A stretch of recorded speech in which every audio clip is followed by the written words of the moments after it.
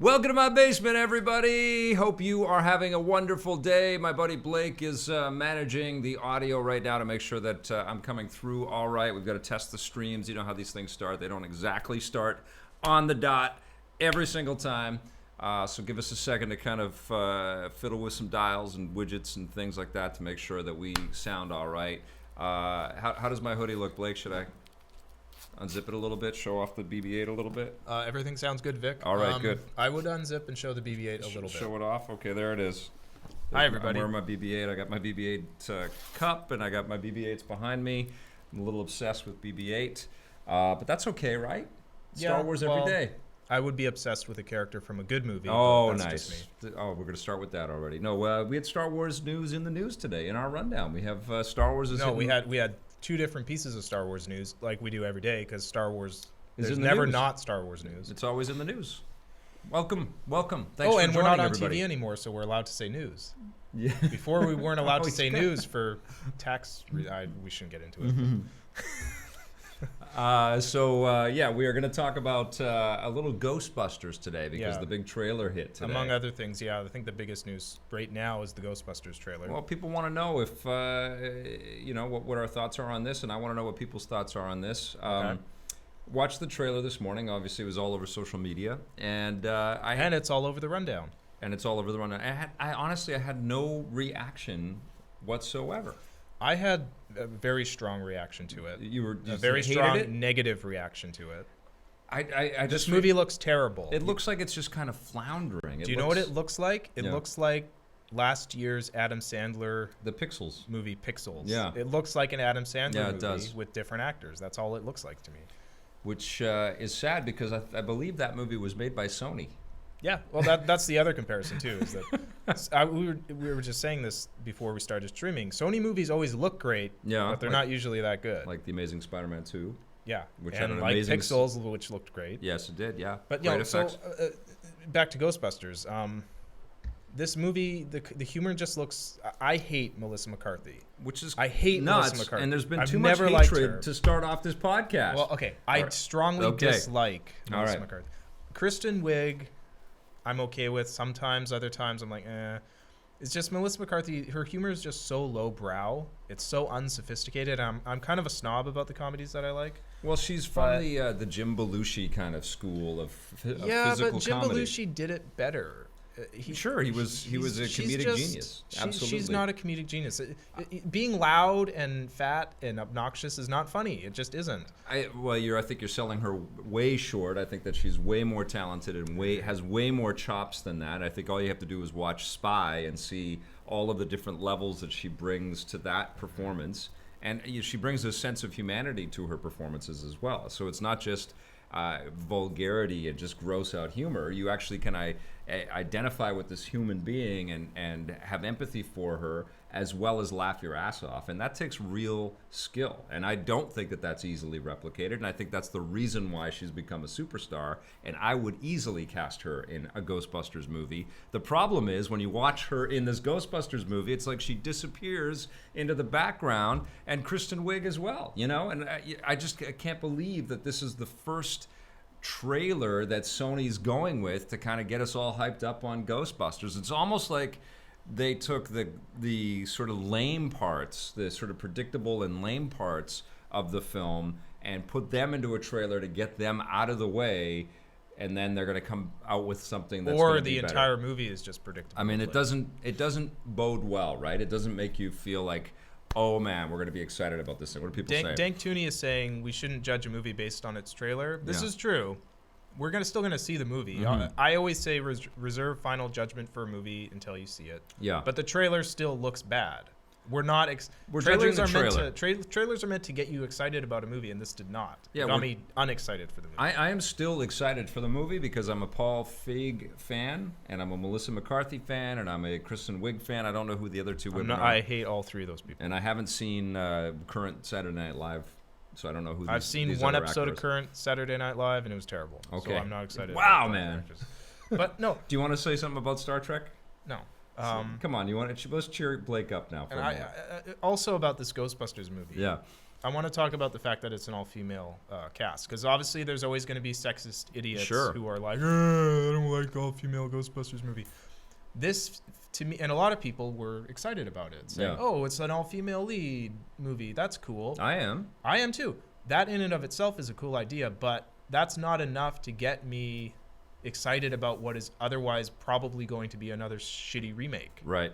You know, you can't just take a shitty movie and put women in it and it's magically good. It's still a shitty movie. Right. So I'm not gonna drink the Kool-Aid on that and let the fact that it's all female. Yeah, we can't just distract from the fact that it's still a bad movie. The nostalgia hype and just expect that all of this stuff is going to be good. And you know, this idea of bringing back something that's been gone or kind of revitalizing something that's been gone for a while is definitely... how well did it work with Zoolander 2? Well, that's... Or Anchorman 2? Those are recent examples. But or Star Dumb Wars, and Dumber 2. Star Wars is also or Star Wars 7. And that did work. And that's another reason why that movie is so wonderful, is because even though there are definitely some shortcuts and some parallels and some repeats of things that we maybe didn't need to see again, it was still handled with real love and with real sophistication. It's still a really solid Star Wars I will admit experience. that The Force Awakens almost felt like a real movie, and is probably going to be infinitely superior to this. But we don't want to get into Star Wars again. But it's part of the sort of the current zeitgeist of how Hollywood is kind of regurgitating a lot of these old past successes and trying to make them successful again. I mean, 21 Jump Street, there's a whole bunch of them. I mean, Pixels feels like it was trying to cash in on a moment and a movement and an era. And I despise the existence of all these films. Well, they're trying to appeal to our fascination with the past and our love of these moments and these memories, and I think Ghostbusters being dormant as long as it has been a real failing. But it's not that there's some artist somewhere who wants to recapture their love for Ghostbusters the same way we do. There's a bunch of rich businessmen, and they're all men probably. There's probably one or two women. Sitting around a big table, and they say, how can we make some money this year? Let's remake Ghostbusters. That's a valuable property that we have in our library. And people are getting tired of these shitty remakes. What can we do to... market research says that if we that all female movies are popular now, let's put a bunch of women in it. I can't help but see right through this movie and see the cynical... It's a commercial for... Except for the fact... And I know you're not a fan of any of these people that are involved, except for the fact that all of the people that are involved are smart, creative, intelligent people that have been able to put together some really terrific and funny movies. I've already explained why I disagree with you on that, but I respect your opinion.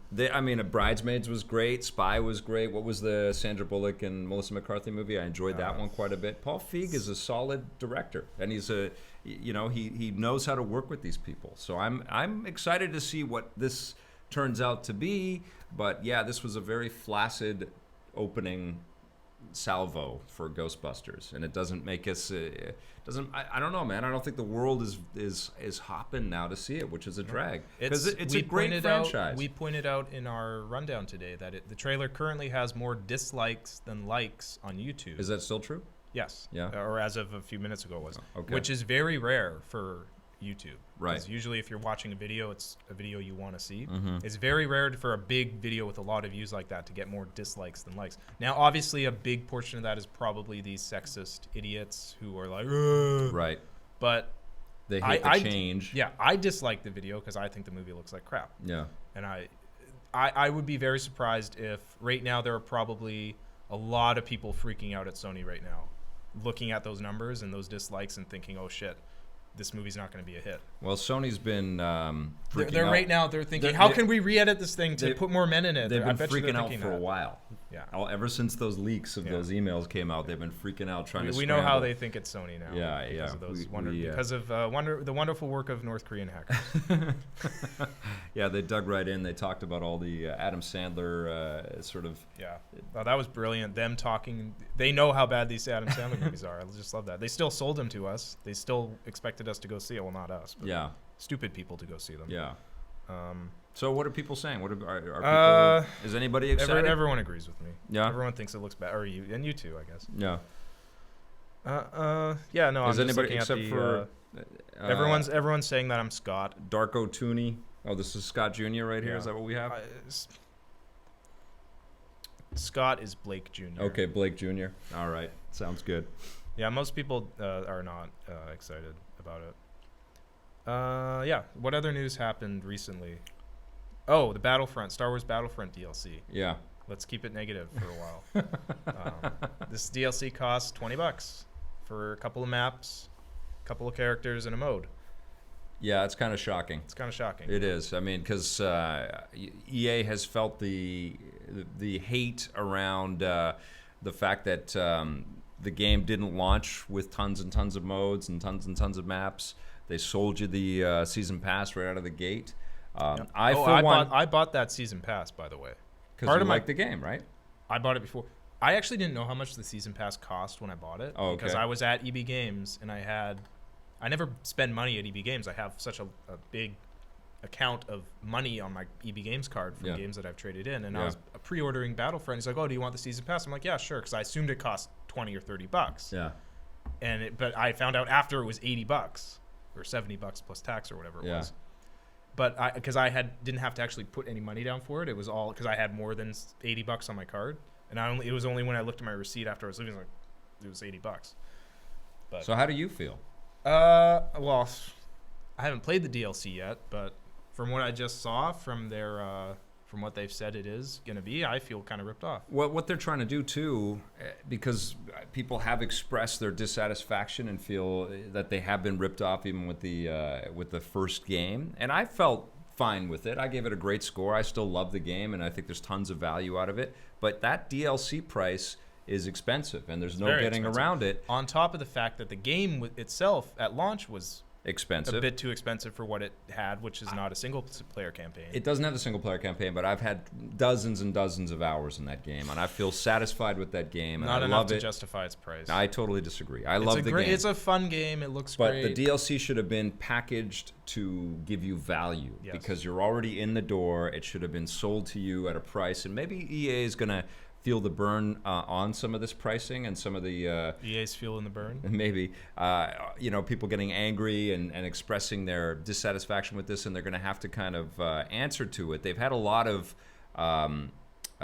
they've had to answer already. I mean, they've had the executive producer go out and talk about the road ahead for Battlefront and try to kind of placate the dissenters out there and the people that are kind of a little unsatisfied. I think one of the biggest missteps with the DLC is that we're not really seeing anything from Episode 7 or even from Rogue One. There's nothing kind of being mentioned about the currents. They've said they're not going. They said it's all going to be original trilogy stuff. I know. The interesting thing is the last piece of DLC, the fourth pack that comes in early 2017. Yeah. They haven't said what it's going to be. I'm assuming it's going to be Rogue One related because Rogue One is set right before the real cool. Star Wars movies. So that could be cool. That fits in the timeline that they've stated. But yeah, they've said they're not going to do Episode 7. I mean, which is a little bit frustrating because we're in the era right now of Episode 7 and we're getting keyed up for Episode 8 and stuff. I would like to see a little bit of that content. Obviously, we're going to get that in Battlefront 2 probably in 2019 or something like that. But I predict Battlefield 2 will be out in time for Episode 8, so 2017. Battlefront 2 2 in years 2018? from now, yeah. And it'll have the sequel movies. It might have some of the fake prequel movies. This is a franchise, though, that they could just dole out DLC for a long time. Or you're EA and you might just want to reskin everything and sell it as a brand new game for $80. Ooh, nasty. Well, I mean, that's how people are feeling right now, though. They're feeling sort of bummed out and pissed off about this DLC kind of roadmap, and it's going to be interesting to see. When does this drop? Next month or at the end of the month? This month. They haven't set a date. Okay, so it's coming out this month. Probably late this month. Are people still playing Battlefront? Do people? I dropped out and I haven't jumped back in. Yeah. Except when they release a new map or a new mode or whatever, and I just going to try it out. It never got its hooks in me. Right. Because it's a great looking game, but it's a very There's a lot good about the game, but it's very superficial. It's very surface level good. Well, Once you start diving into it for a few hours, you kind of lose interest, or at least I did. It's not a, it's not one of those level up and earn all of the stuff and get into all of the intricacies like the Battlefields and the Call of Duties and stuff like that. It's really not that kind of, tournament level combat that we're talking here. It is kind of surface. It's just this. Yeah. It's Star Wars escapism, and I think that's what it works. It should have been deeper. It should have been deeper. Well, then it turns into Battlefield. Then it turns into Star Wars Battlefield. What's wrong with that?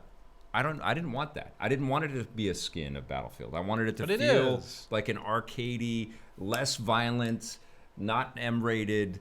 Escape into Star Wars lore, and I think they nailed that. The only thing that they didn't do is they didn't get us up into space, and that's pathetic. I didn't really care that we didn't get the single player, and it's lame that you can't just get in run to a ship, get in, and fly away. You have to load, and then that's lame. Yeah. Cheap Tricks Are the Best is asking what this is. This is a little thumb drive that I got at Comic-Con last year from the good people at DC Comics. It's Nightwing, Robin. Is it Nightwing? It's Robin. Robin. Okay. It's Robin. I honestly don't know the difference. It's the same character, right? Robin matures and becomes Nightwing. Okay. Yes. I'll show it to the camera right now. All right. Cool. There it is.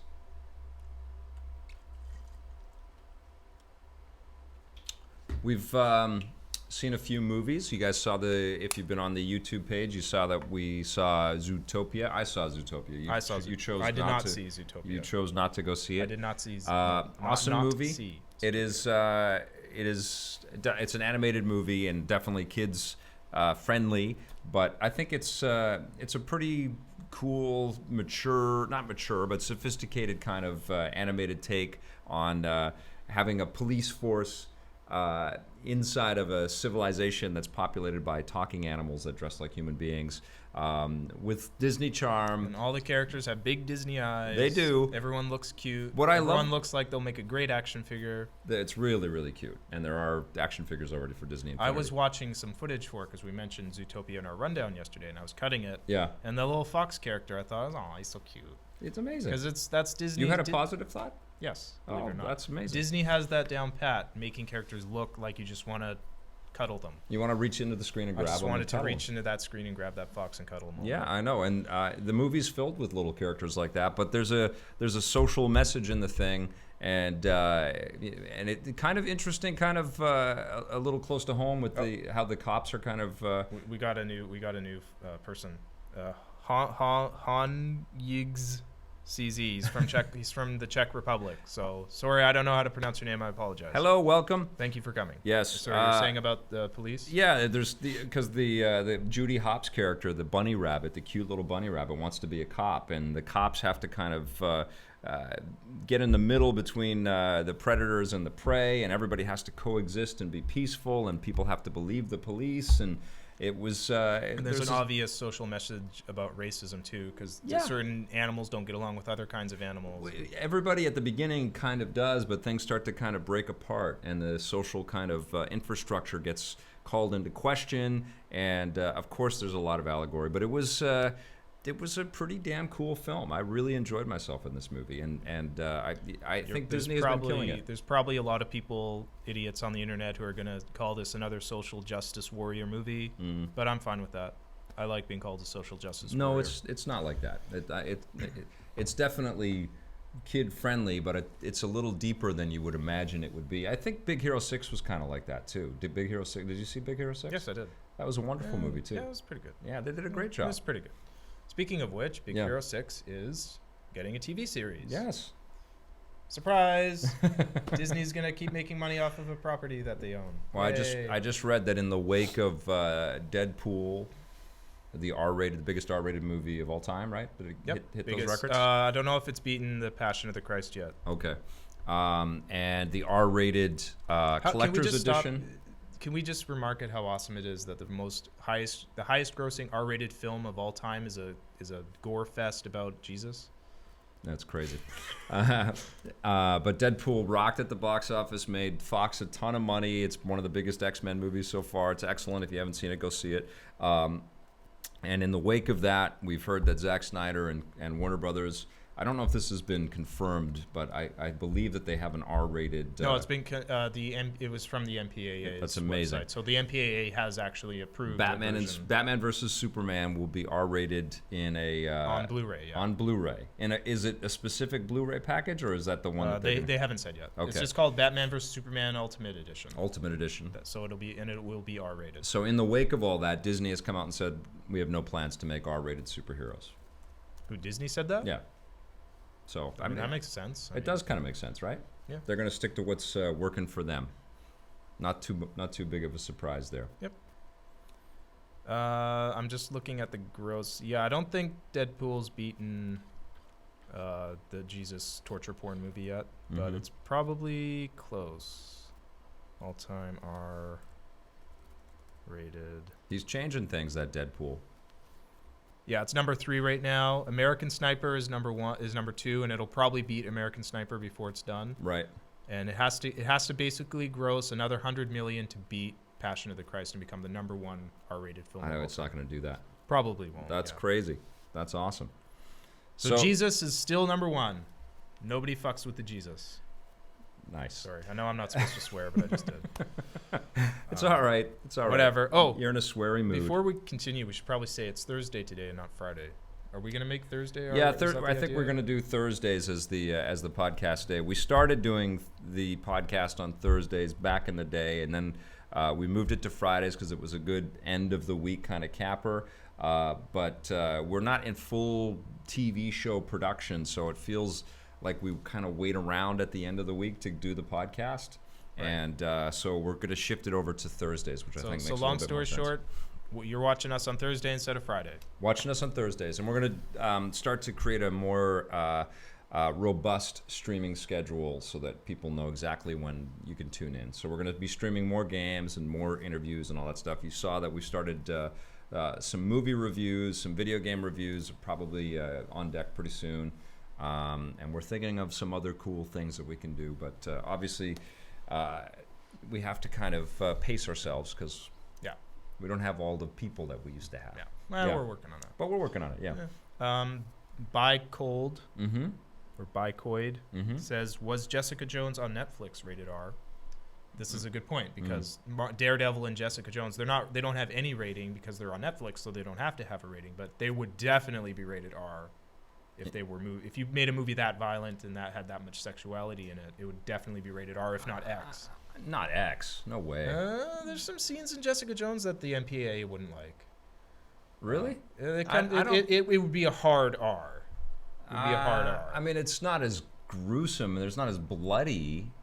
Daredevil gets bloody. Yeah, Daredevil gets pretty bloody. I would say that Daredevil closer for an R for the violence. Because that is produced by Disney. So, but that's not a movie. So I guess they were just referring to movies. Yeah. They don't want to make R-rated superhero movies. So. It is amazing that now we live in a world where television can outdo movies in the sex and violence department, right? Yep. On a regular kind of basis. Well, it's because of cable, right? And those Netflix shows are shocking. Daredevil season 2 is in 2 weeks. Oh yeah, that looks great. I can't wait. I can't wait to see that. We get to check out Electra. About ratings, if you haven't seen the movie, the documentary called "This Film Is Not Yet Rated," you should definitely see it. Is that on Netflix? I think it's on Netflix. Yeah, It goes into detail about the politics behind the MPAA's ratings board, and it will make you very mad.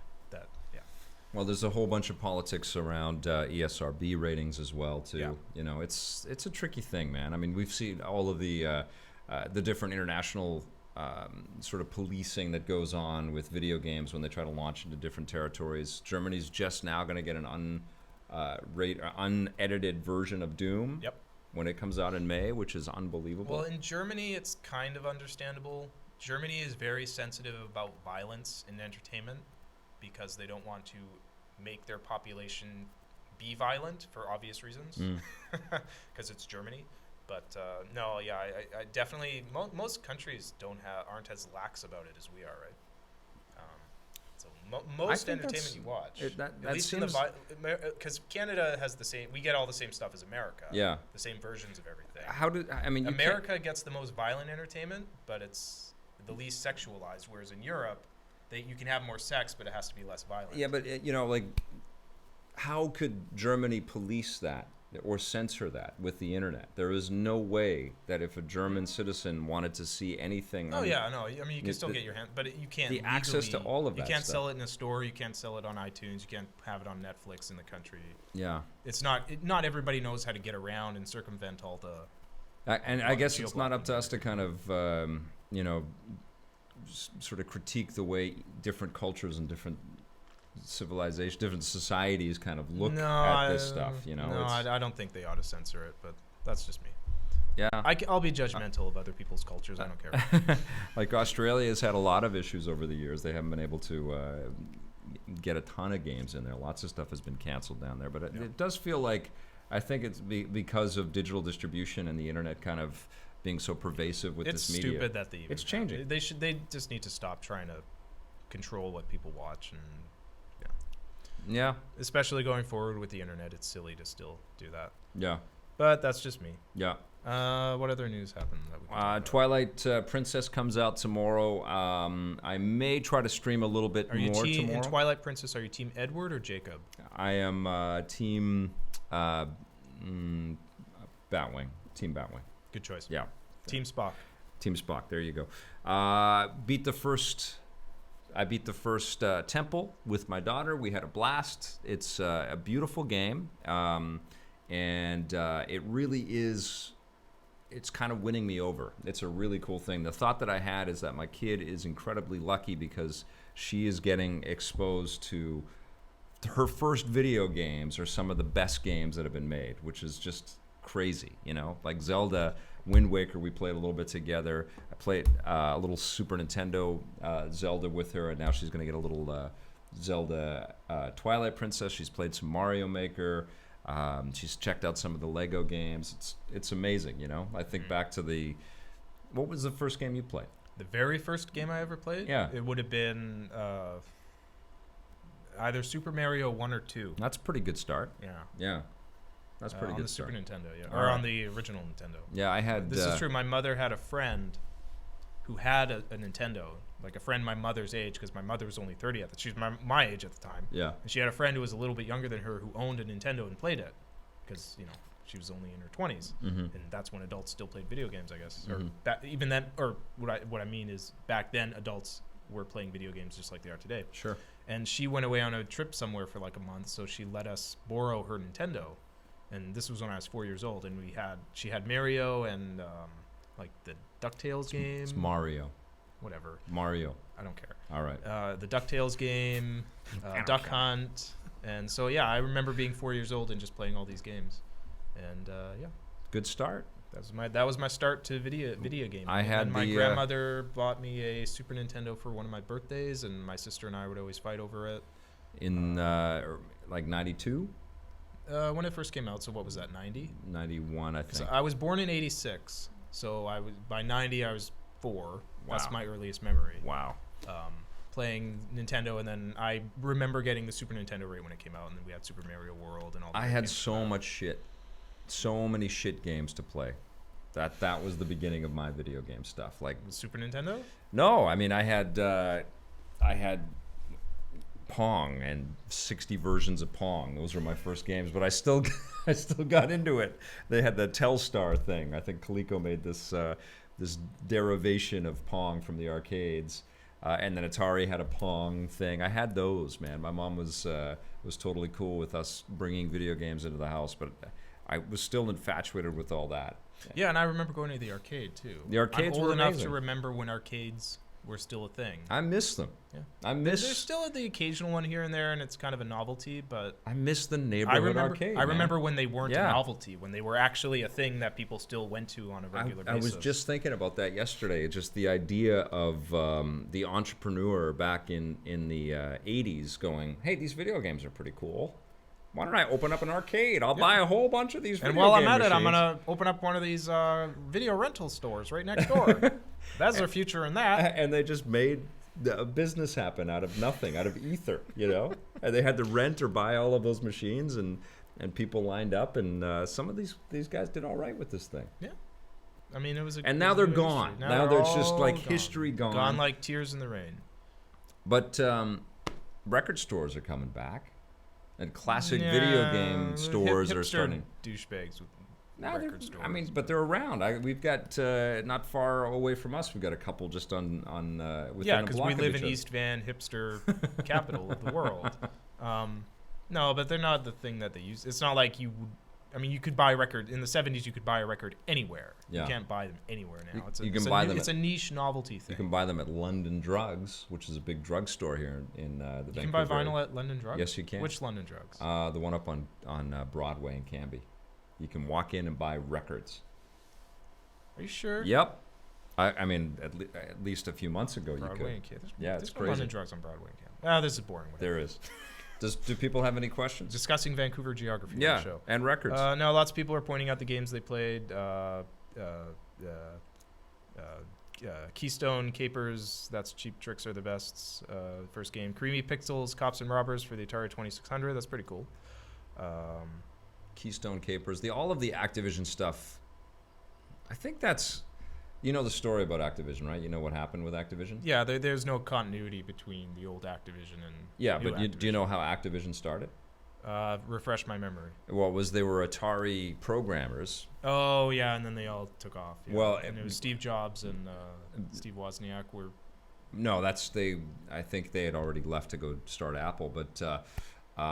there was David Crane and a couple of other guys. I forget their names right now. I don't have them handy, but they were all. I'm going to consult my memory. Yeah, don't search that Google. I'm not searching Google right now. They were all feeling incredibly unappreciated at Atari, and they were all working their butts off. You know, and in those days it was 2 people to a team. I remember now. It was David Crane, Larry Kaplan, Alan Miller, and Bob Whitehead. And one of the execs at Atari basically said, "You guys are a dime a dozen. You know, threaten to leave all you want. Who cares? We'll just bring. We'll bring in somebody else." And that was it. These angry dudes marched out of Atari and said, "F you, stupid executive. We're going to start our own. We're going to start our own company." And they did. And what was amazing back then was that it became suddenly this culture of. There was a superstar kind of designer kind of thing that happened. So people knew that David Crane had made Pitfall and Larry Kaplan had made, I think he made Kaboom. And it kind of shook up the creativity of the video game industry in a pretty meaningful way. And then, of course, everybody tried to get into the video game space after that, because what the other sort of offshoot that happened, Atari had sort of locked in the sort of publishing model for their machine. And it was really hard to get an Atari cartridge made unless you were Atari. A company called iMagic, I think, preceded Activision, and they released third-party games on there, but Atari was not appreciative of this company. Nintendo was doing it too, right? Yeah, Nintendo tried to kind of adopt some of the policies and the philosophies of Atari in the 80s, and they tried to do some strong arming with the retailers and stuff like that. No, but I mean, there were Nintendo games on Atari. They were licensing. Nintendo was a very small company. They were licensing their properties to everybody. Coleco was actually publishing stuff on the Atari back then. Parker Brothers, they used to publish Star Wars games on the Atari 2600. Right. But a lot of that stuff wouldn't have been possible unless companies like iMagic and then Activision went off and did their rogue, third-party cartridge publishing business. But then what happened is everybody tried to get in on that action because games were super hot back then, and all of this shovelware started getting made, and so many companies just put out crap license game. Yeah, even back in the early 80s, the license things were still a big deal. Yep. And well, it's a brand. Everybody got sick of it. These are big. I mean, there's great people who work for these companies, but there's big, faceless, money-caring about people, and they don't look at Star Wars or it's licensing, or Superman as a valuable thing that people love. They look at it as a product to be exploited, as a resource to be exploited. The same way you would look at gasoline or oil or water or whatever. Yeah, it's livestock to them. It's a tool to make money. I think that's a little too general and a little too cynical. For the business suit people, it is. The artists who actually make it care about it. I think, though, even at the licensing level, because we know, I mean, we've interviewed tons of these people and we've talked to them over the years for sure at shows all the time. There is an awareness, even if they themselves aren't super fans, there is an awareness of the cultural importance and relevance of these properties, and that they must be handled with a lot of care. They're starting to figure they it don't out always do it, and they make a lot of crazy mistakes and stuff. And I mean, even our beloved Star Wars, I think, has just gone overboard with all of the I was eating Star Wars pop chips. This I love. But and I guess it's every person can make their own call, but yeah, sometimes it just goes a little bit crazy with the licensing stuff. All this right here. No, this is art. This is my This is a little over the top. My bobblehead art gallery right here. I love it. Okay. What other news? Oh, the Dark Tower. Oh no. Before we leave the negativity sphere, we should talk about the price of the HTC Vive in Canada. $800 in the US people thought was bad. Yeah. People were complaining about that. Yeah. But hold on. Guess how much it costs in Canada, Vic? It cost $1,149 plus tax. I reported on it this week. Yes. I reported on it from your script. Yeah. So who's buying that? Not me. It's and Mark Zuckerberg just came out and said it's going to take 10 years for VR to become mainstream. And you look at these prices, and you look at these headsets, and you look at these promo videos, and you look at our B-roll footage when we cut our segments together, and it's pretty hard to kind of think that, oh my God, people are just going to go falling all over themselves to pick up one of these things. I mean, we have people want to walk around being like, we have super fans for games watching right now. Who is buying a VR headset in 2016? Pipe up. Now, please tell us. Take about 30 seconds for the chat to catch up to it. Sure, let the chat But I can tell you let us know. emphatically that I am not. Because, first of all, I can't afford it. Yeah. And second of all, we're probably going to get one here at work. Hope so. And probably not after this video. I'll just be able to play it at work. Yeah. But, I mean, even if I wasn't, I wouldn't get it just because I can't afford it. I mean, I was looking forward to VR, but not at that price. I'm looking forward to experiencing it and seeing what, at home, with no sort of handlers around me kind of guiding me and saying, isn't that awesome? I'm curious about it, but that price has to come down. But I also feel like this is a good opportunity for the VR manufacturers to kind of flip the narrative a little bit, because, I think that the skepticism is a good way to approach it. I feel like feeling like impress me at that price, make this all worth it, because we're talking about tethered VR headsets that are going to cost near $1,000, and you got to buy another $1,500 machine. So you're into this thing probably $3,000 after all the taxes and everything are paid for. That's why I'm still excited to find out about Sony's PlayStation VR, because that just works with the PlayStation 4, which I already own, and I'm hoping it'll cost. If it's $300 or less, I'll get it. But if it's more than $300, I'm not going to pay. I think even at $300, Sony's going to have trouble. Yeah, selling that. I'm thinking they might try to undercut themselves. That's what they did with the PS4. They sold it at a loss to build it and get it out the door, and then now they're making a profit. I mean, these what do they call these devices when you attach them to a console? Oh, peripheral. Yeah, peripherals just never do well, man. Well, no, the Kinect sold well for the 360 when that was launched. Yes, because the hype was huge. That is the one great example. The Power Glove was great. It didn't sell. That was a totally cult purchase. There has to be a peripheral that sold well. I think Kinect is probably the only one that did. But the backlash against Kinect for the people that bought it will speak volumes in this VR battle as well. And the fact that there is a VR battle is also kind of insane. The fact that people have got to go in the store and choose from all of these different options is going to be nuts. And all of the guys and all the companies that are making VR games right now are publishing or developing for all of these platforms. So they have to divvy up their resources to kind of figure out how these things will work with each of these different ways to engage people with VR. And I heard from a local developer that's been working with VR stuff, and they said that the PlayStation VR is going to be the most comfortable, at least right now in its current iteration. And who knows if the consumer build-outs of the Vive until and Apple Oculus. makes one, and then Apple will have the nicest looking one. You think? Yeah.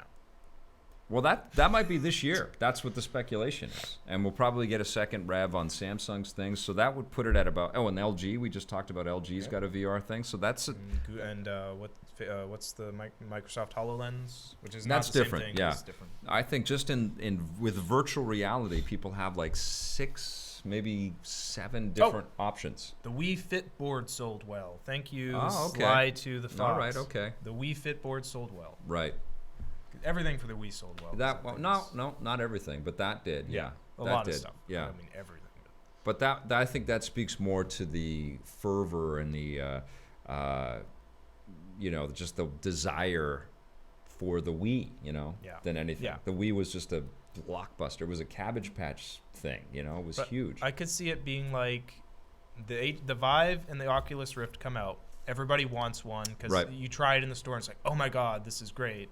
But nobody can afford it. Mm-hmm. And then Sony comes along and says, hey, we've got this. It works with your PS4. And hey, you know what? We're going to update it. It also works with PCs now. And it's only $300. I think that would kill kill everything else in that industry, and that would be number one. They are kind of setting themselves up with that, right? With the new update to be able to stream off of PC and Mac and stuff like that. Oh, we got to talk about that. I love that idea. The idea of PlayStation everywhere kind of thing, this whole embodiment of a PlayStation network is very smart. I mean, Microsoft's doing the same kind of thing with Xbox and PC integration. I'm really looking forward to this. For those who don't know, the PlayStation 4 is about to get an update that will allow you, because right now remote play only works on the Vita. Yeah. It will let you remote play games on a PC or Mac computer. Yeah. So you'll be able to take your laptop and play PlayStation 4 games on it. Right. Which is great for me because I hate getting up and walking to my TV. I would rather just stay in bed where it's warm. You know what PlayStation has to fix? I can't wait to get all of this stuff and to test all of this stuff out. But the thing that they have to fix, that they can fix, is syncing of your saved game. Because I have a couple of PlayStation 4s that we bounce back and forth. Yeah, but Vic, you're the one I'm guy. rare, I know, because we have a production. Nobody else has 5 PlayStation 4s. I don't have 5. I got the Batman one. We have one here. And we have the Office one. No, there's 2 here, I think. No, there's one. There's one right there. And then there's a couple. We have in total like 5. Well, we have within the company, yes. Yeah. But I want to be able to sync, man. I mean, that's what the Xbox does, and I love it. I love that I get somewhere into a game. I don't have to go and hunt and download stuff. I was trying to play a little Unravel, pick up from where I was playing Unravel on one of the PS4s that I have. This sounds terrible. You're right. It's a very rare thing. But I do want that syncing. One of my PS4s isn't quite as good as the other one. I need to get my squire to come and fetch me a new PS4. It's the business we're in, man. It ends up that we have a couple of them. I know it sounds weird. I might be the only one that wants to sync. What's in that? Is it water or you got something else? Straight vodka. Straight vodka. Yeah, it's great. Yeah. It's Friday, right? I want to talk about the Dark Tower movie, if that's okay. Okay, well, hold on. I want to stay on VR for 1 second here, because you're right. If these things are bundled close together in a retail establishment, and they kind of have to be, I think people want to try this thing. Yeah, they'll have the VR shelf. Right, for all the retail establishments that still exist. There's not very many left. I mean, there's going to be the early adopters who already bought it. They already pre-ordered. They went to the websites and went mine. Whatever. They went and did that. But I think if they're going to sell these things to real regular people that are busy and have limited income, make the normal amount of money. Yeah. Don't have $1,200 plus tax to throw away on a toy. Yeah, who don't live in San Francisco. You know what that costs? That's 4 times more than my first car. Yeah, I know. My first car cost $300. It's incredible. So I could buy 4 of my first cars for the price of the HTC Well, now Vive. you could program a simulation to drive your first car and again inside your Job. They have a game called Job Simulator. Right. Like that is a big FU to the fans. Yeah. And just to anybody, because like you're gonna have to get a second job to pay for this thing. Like why would you simulate a job? I would rather, if I'm going to flip burgers. That's the Vive, right? In the Vive. Yeah. I'm not going to flip burgers virtually. I'll do it in real life, and then I can eat a burger for real. Well, let's say this is a hypothesis, all right? Somebody walks into a major electronics retailer. They have VR as the big hot thing for the holidays. They have the Oculus priced at $600? 800.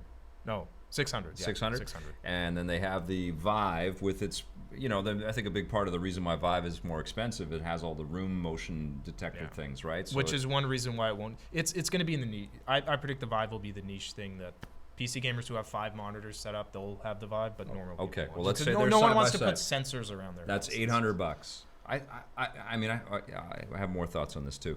Then they have the PlayStation 4, the whole console, which will probably come down in price, I would imagine, to $299 probably by the end of the year. And if this bundled with the thing, and if the thing, no, with $299 for the base console, yeah. and then if the VR is another $299, I think you're right. Yeah. I think they will probably try to get it in there for the lowest price they can. And they're going to say, and it's $600, and you get the machine and everything. You just got to plug it into your TV. Yep. That's going to sell like crazy. I predict the PlayStation VR is going to be the king if of this. If people want it. If Sony sells it for a reasonable price. And if it's more comfortable too, that's going to be the thing too. And it looks nicer. It the does PlayStation VR looks nice. Yeah, it does you look still look slick. like when you have it on, but just to look at the thing, the Oculus Rift is ugly. I mean, that's it's ugly. Well, and that's a major thing. I've obviously been talking about how I wouldn't wear this thing at E3 and stuff like that, and screw up my hair, and then try to go out and be on television. All of our footage of Jose and Marissa trying it, they're like, yeah. Also that I didn't want B-roll of that too much. Although I know that's coming this year, and I can't wait for that. All of that stuff aside, just the fact that it has to be comfortable, it has to be a product that fits on your head and feels good for an extended period of time is incredibly important. And if Sony gets that above the other guys at a lower price point, they're going to walk away with it. But if Apple enters this game and says all these guys have been doing all of this just stuff, in time for the holiday season, yeah, they're going to release Ghostbusters on the VR this Christmas, and that's gonna make it directed by Paul Feig. Yeah. Yes. The new Ghostbusters. Yeah. Yes, right. The virtual reality version. Okay, well, and then if Apple comes in, because here's my big thought about this, and I think I've talked about this on the podcast before, the tethering is the biggest issue with VR. I think. I think it's okay that we have to wear these crazy headsets to kind of get that sense around escapism. I understand that. But the idea that we also have to have a wire connected to something just seems... Is it physically wired, though? I thought all it was of just them over wire. Is it? Yeah, every one of them has to have some kind of cabling. You could check I thought it was that. over Bluetooth. Which one? All of them. PlayStation? Yeah.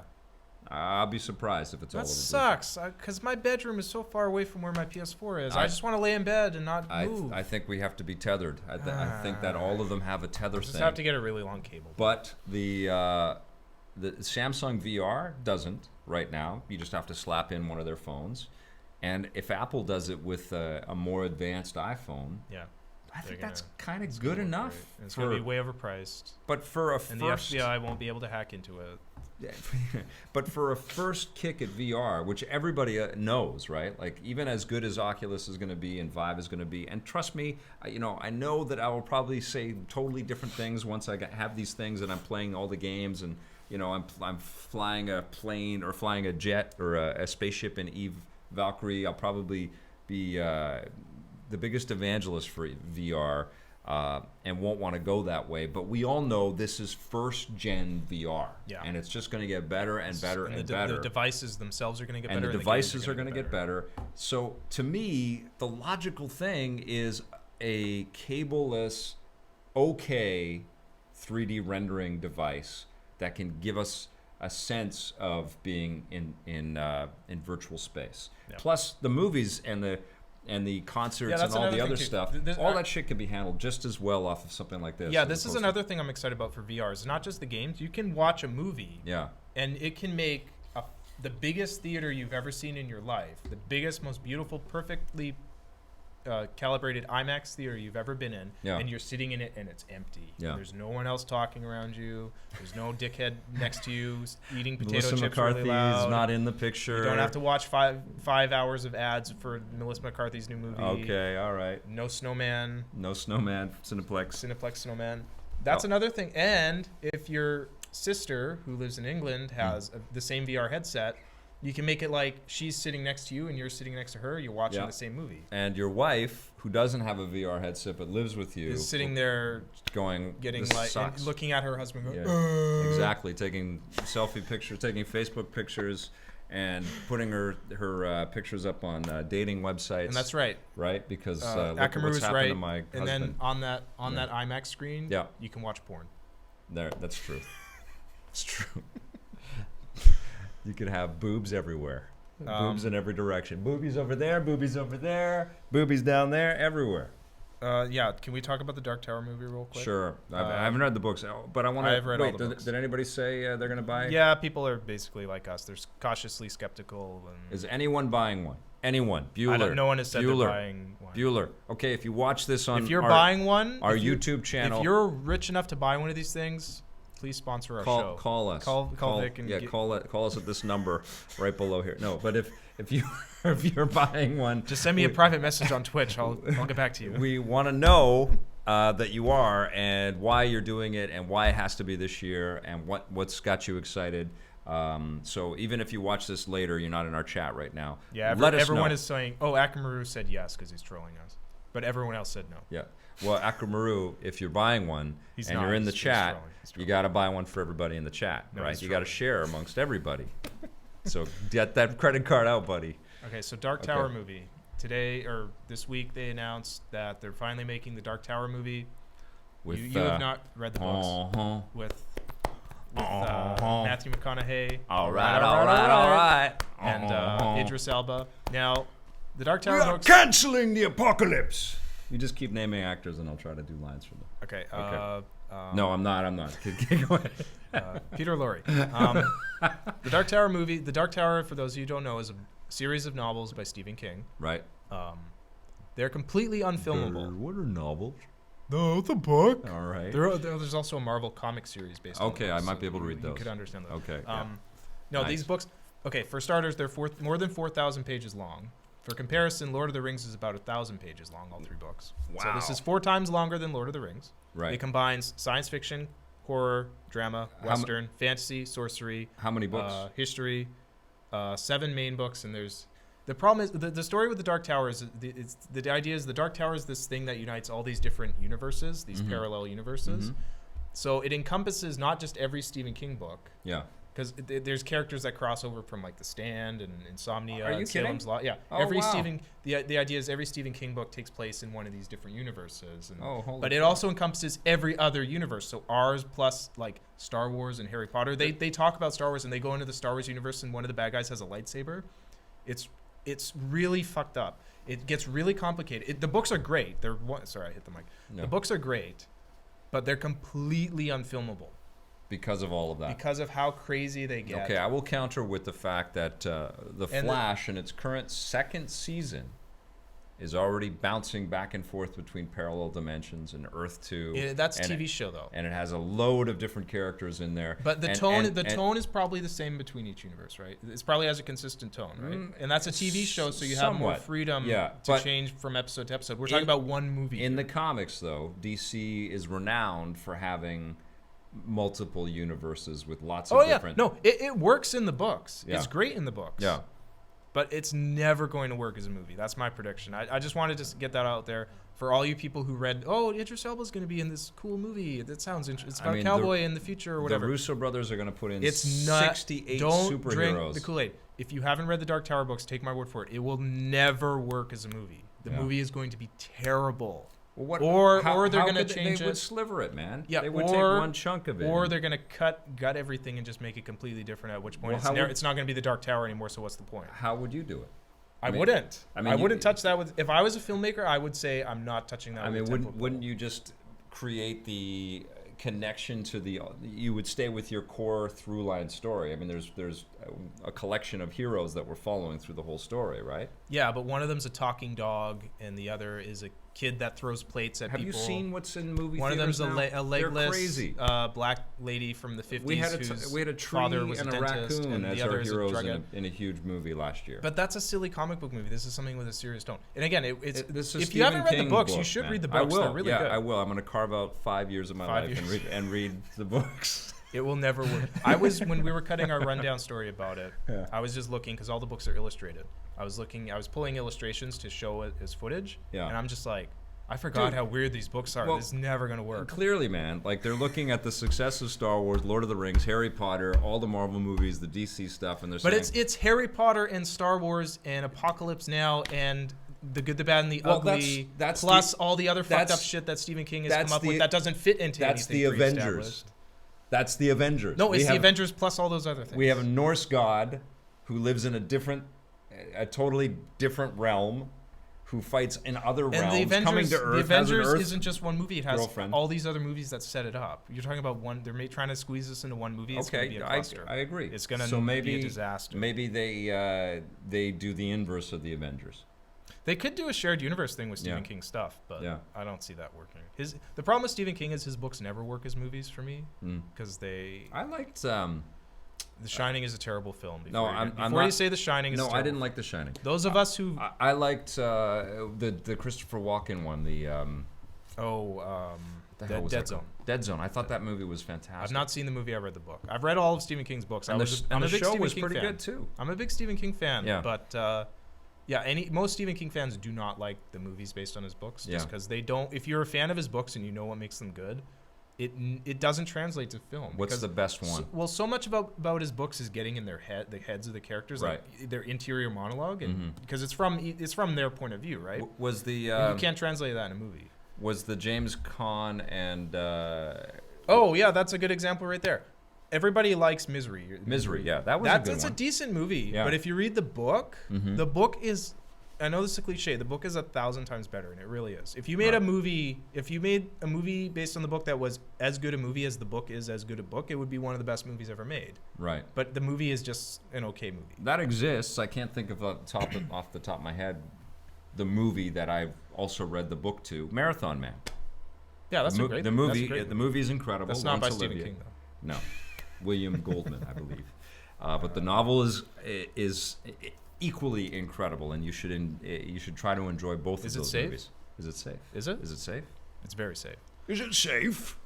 Is it safe for work? If they made that movie now, it'd have to be, is it safe for work? Yeah. Who directed that? My memory is telling me that, yes, it is William Goldman. Yeah. It's directed by John Schlesinger. Okay. In 1976. Yeah. Produced by Robert Evans, and I don't even need to click on, I know Robert Evans also produced The Godfather. Yeah, he's incredible. Any questions? You can read them.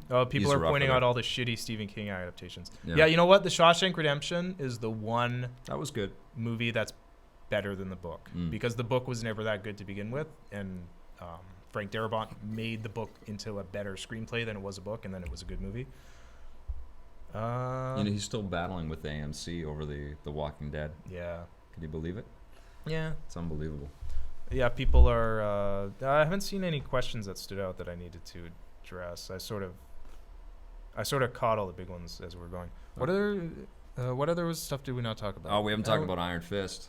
Oh, we could have mentioned that with the Ghostbusters thing. But yeah. I think the show will be good. Netflix hasn't let us down with this stuff. I like their casting with Nolan FSC Maximum Overdrive was an original screenplay that Stephen King wrote. Oh, that's cool. So that doesn't count. Man, that doesn't count as an adaptation. You are a Stephen King fanboy. I've read almost every single one of his books. That's amazing. He writes one like every week. They're this thick too. He writes about as many books as we stream video games around here now, which is it's amazing. But Iron Fist is a white guy. Well, he's a white guy in the comics. Yeah, he's a white guy from Game of Thrones. They cast him as a white guy. And there was a movement out there sort of expressing a little bit of, hopefulness that Marvel would find its way to diversify its casting a little bit. Yeah, because there's so many white heroes I agree with that, because I'm tired of every time I turn on the TV, it's like I'm looking in a mirror. Because I'm a white male, right? And all I see is white males. It's crazy. I see these really good-looking whiite males, and it's like looking at me. It's me. Yes.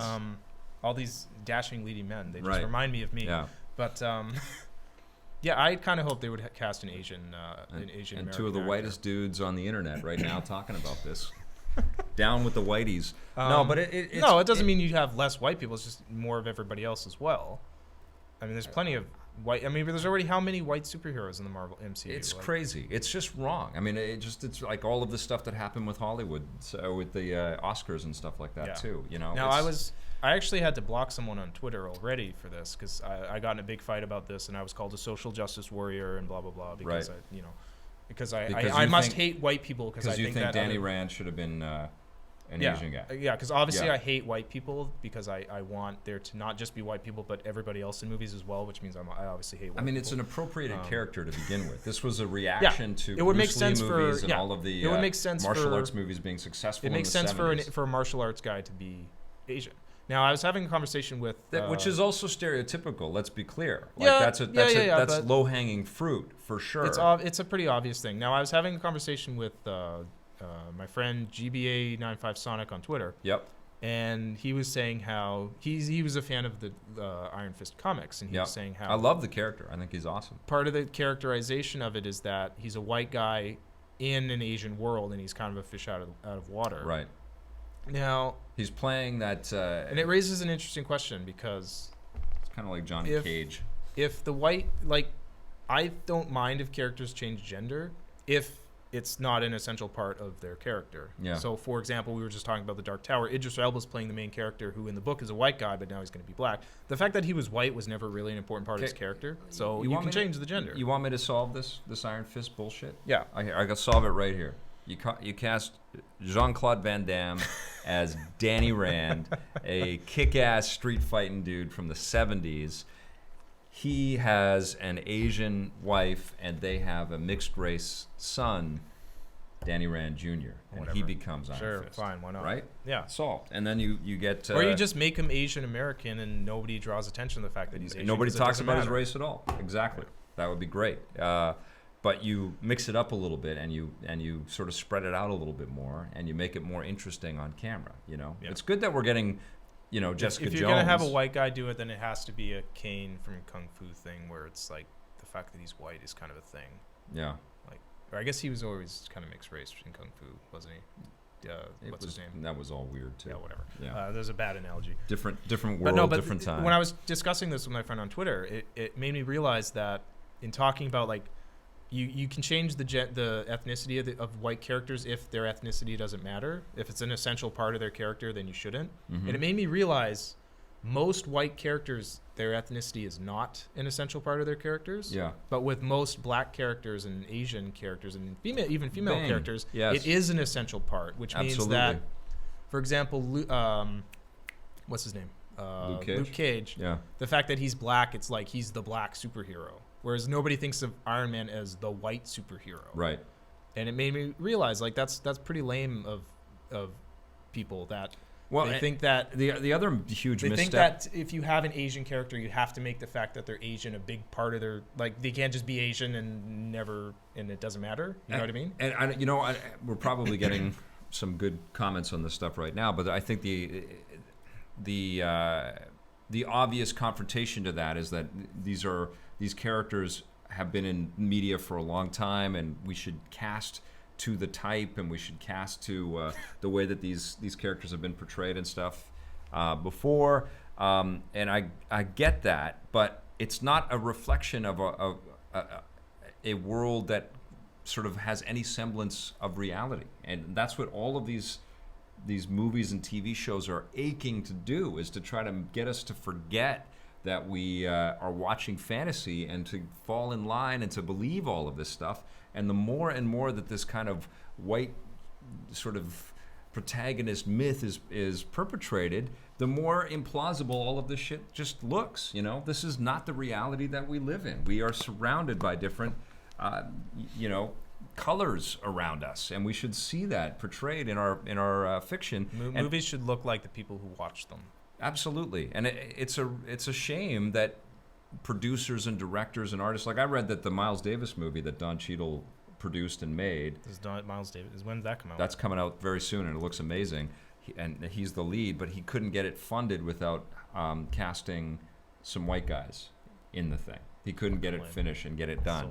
And every movie about a black character, whether it's a famous person or not, has to have the white savior in it. Yeah. Which I really hate. Oh yeah. That's one of the reasons why I liked Selma. Oh, the fact that Sylvester Stallone got the nomination in Creed is just. Well, that's because the Oscars are run by it's white brutal. guys, which speaks to the bigger problem here. You don't just need to put different kinds of people in the movies, you have to address the fact that most of the people making the movies are white guys as well. White men. And again, I'm not hating on white people, okay? No. Obviously, I really hate white males. Like No, it's not. It's not that you need to have fewer white males making movies. It's keep all the white males, but bring in all these other people too. It's not a goddamn competition. It's about getting better stuff. Yeah, exactly. It's about getting more interesting stories and more interesting characters and more fun things to watch. And what blows fun me things away, not like Gods of Egypt. Crow Forever just pointed out the Whites of Egypt movie. The Whites of Egypt. Yeah. What was the one that Christian Bale was in last year? Oh. God, I tried to watch that on the plane. That was so one, bad. Oh my God! The Raiders of the Lost Ark movie. Moses. Oh yeah, not Raiders, but well, the Lost Ark was in it. Exodus, it was called. Oh, Exodus. Oh, brutal. Exodus, Gods and Kings. And that's who's the director? James, That's the Alien. Ridley Scott. Ridley Scott directed the damn thing. Unbelievable. That movie was pathetic. Marvel had this huge opportunity to change things around with this new Spider-Man that they've got coming out. They've already created the character. Why didn't they have Miles Morales is awesome. What's the name of that black Spider-Man in the comics? Was Miles Morales. He's a mixed race Spider-Man. And he's fantastic. Great character. It would have been awesome, and it wouldn't have been another slap in the face to Andrew Garfield, who did a pretty commendable job as Peter Parker. He was all right, and Tobey Maguire was pretty good as Peter Parker. Now we got to see this new white kid be Peter Parker again, and that just it boggles the mind, man. Yeah. They could have really, especially so close after the last movies. Yeah, because that would have been a perfect way to distinguish them. Yeah, that's right. They could have even sort of framed it that Peter Parker Spider-Man has retired or something like that. No, you know? They had to scrap that shit. Whatever. They need to pretend that those never happened. But they had that was probably one of Disney's conditions was. So we're not touching those movies. So yeah, totally. But I am psyched for what they're gonna do with Iron Fist, especially if it fits into the canon. You know, hopefully Daredevil season 2 is as good as the first season. I'm sure it will be. I'm really looking forward to it. I recently started rewatching Daredevil just to get prepared for the second season. There was a lot of content in that. Those was 10 episodes. 13. Oh my, 13, and they were packed. Yeah. You know, he was kicking ass. Although I do like Jessica Jones better as a character. Yeah. After having seen it, just because I relate more to her because she's an asshole and so am I. Right. You liked her quips. I like the fact that she doesn't care about anything, and neither do I. Yeah. She's as. She's very emo. Yeah. She's as whatever. When you leave here, do you put black eyeliner on? And, yes, I'm wearing it right now. Are you okay? It's very. That's good. Very light. That's good. That's really good. What other stuff did we not talk about? You got to go pick your kid up, don't you? Pretty soon. Okay. How much longer we got? Let's take a couple questions. You guys got any questions for us? Anything that you want to know about? Any of the? We've seen London Has Fallen. There's going to be a review. Oh God! Very soon. Can we talk about that for a minute? London Has Fallen is the worst movie I've seen in a very long time. Oh come on! It's worse than Zoolander 2. Oh man! All right. Well, my review will be going live on our YouTube channel very soon, so you'll be able to see that. I don't want to spoil what I'm saying in the review. Questions should be rolling in any second now because of the delay. Okay. Ghostbusters trailer, Battlefront DLC, Uncharted 4 delayed again. Oh yeah, it's only a couple weeks. Yeah, it's only 2 weeks, whatever. Yeah, we'll still get it early, so we're fine. Nice. To play on one of our 55 PlayStation 4s. So, yeah. Does Sony know that we need 5 copies for our 5 PlayStation 4s?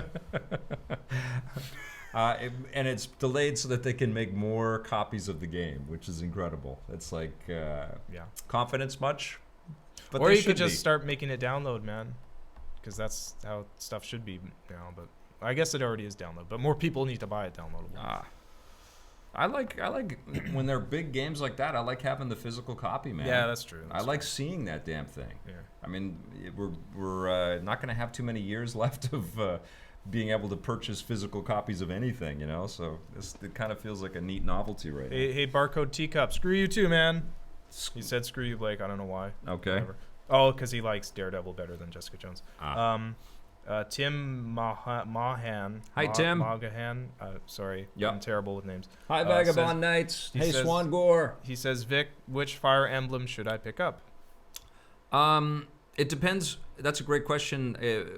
It depends how much Fire Emblem you've played. I'm playing the Birthright game, and I love it. I freaking love it. And I try to play every break I get. I pack that 3DS around with me everywhere right now. I've got Conquest queued up, but I want to get to the end of the story, at least, in Birthright. And I'm getting there. But Birthright is very similar to previous Fire Emblem games. You meet the characters, you fall in love with them, you lose them because you do stupid things, you hate it. But Conquest, I know, is going to be a little bit more of a challenge and a little bit darker, and so I am super psyched to jump into that. So if you are a vet with Fire Emblem, start with Conquest. But you're probably... They did an amazing job. They've got 3 games, right? They've got the 2 core ones, and then they've got the 3rd downloadable one, and there's all this extra DLC. And you think, oh my God, Nintendo's just in on this huge money grab thing. And it does feel a little bit like, oh, okay, they're trying to get us in every different angle. But you can't really refute the quality. It's incredible. The cutscenes are awesome. The gameplay is awesome. You feel like you carry the missions with you after you beat them, and if you lost a character, you think in your head how you could have replayed that stuff. Wonderful, wonderful game. A couple of people have asked us about the Nintendo Direct that happened about a couple hours ago. I didn't watch it. Did you watch it? I was sort of paying attention to it in the background. It's just a couple new 3DS and Wii U games announced. Nothing new about the NX. They said that there wasn't going to be NX. I love Nintendo, but it's hard for me to get excited about new 3DS and Wii U games right now. Because I know the NX is coming at the end of the year or early next year. So I know at E3 they're going to announce it, right? I don't know that, but that's what I'm assuming. So it's really hard for me. It's like at the last year of the PS3, I didn't play a lot of the games that came out because it's hard for me to get excited about something when I know that the new system's out. That is always the challenge when we're on these transition years, right? The end of the console lifecycle software usually dips a little bit. And there's a persistent kind of sell that happens with the machines usually, right? Because these things usually bottom out on pricing. So if the Wii U will probably go down to close to $100, I think, probably, if not by the end of the year, by the end of next year, probably. So you'll be able to get it fairly cheap. But the people start to kind of save their pennies and think about what they're going to buy in the future. There's no pennies anymore, Vic. No pennies. Okay. Save their nickels. All those pennies you have in your attic, you're going to have to get rid of those pretty soon. All right. Sounds good. Take those to the bank. Any other questions? Let's see. Oh, people are asking about Doom alternate covers. Haven't seen them. You can vote for alternate covers for Doom. Okay. Go for it. All right. Yeah. I don't care about video game covers. No Man's Sky. I look at it for 5 seconds, then I put it on my shelf. Swangor's asking about No Man's Sky, and we're starting to get notes about or news about the collector's edition. It's a reality. June 21, right? It comes out. I know that. You know what? I'm going to end this podcast with the start of the discussion for the next podcast. And what's that? Something to think about, everybody. Is this going to be our last E3? Not our you mean in general? The last E3 that is ever going to happen. And that is a freaky thought. I honestly don't think most people care. No? I really don't. I think we care because we live in the bubble of game journalism. Most people don't know what an E3 is. Most people don't even know what E3 is. Unless you're into games, you don't know. But even most if you're of into these games, people that are watching this E3 podcast, to these people is to real people that are watching, not fake people like us. No. E3 is a thing that you put on in the background. The press conference happens in the background when you're at work. Well, you tell me that. I want to know. E3 for us is like our lives for 2 months. Well, you tell me that, though, in the comments. How important is E3? People are asking why it might be the last one. And how sad. Okay. Well, Activision has dropped out. EA has dropped out. There's a general sense of... Nintendo dropped out years ago. Nintendo's out. There's a general... Well, Nintendo has a booth, but they don't have the big press conference. But they didn't have the big press conference. And so Sony, Xbox, and Nintendo, as far as we know, as of today, still confirmed for this. But EA and Activision both not having a booth presence at the show is a big deal. It's a big deal to it's a big the deal organizers. To us. It's a big deal. They don't give a shit about booths watching at home because they don't see the booths on TV. It all comes down to there being a meeting place for all of these game companies to work and play together in the same space at the same time. And what is slowly starting to happen is everybody's trying to silo out and build their own events, like the Call of Duty Expo, and I think Battlefield's got an expo coming as well. So this could very well be the last E3, which is kind of scary and weird, and I want to know what your thoughts are on that. And some people are saying they look forward to it. To E3, yeah. But they look forward to the press conferences, not the booths. Well, let us know what you enjoy about E3 and what it would mean, or dislike about E3, and what it would mean for it to poof disappear, and also what E3 should evolve into so that it doesn't disappear, so that it changes to kind of adapt to the times. And obviously, the thing that everybody kind of sort of compares it to is Tokyo Game Show or Gamescom in Europe. Or PAX even, but yeah, I want to hear what your thoughts are on all this. It's kind of a crazy thing for me because, you know, we started with the first E3. Send your comments to P.O. Box 528 in Duluth, Minnesota. Just comment underneath this video.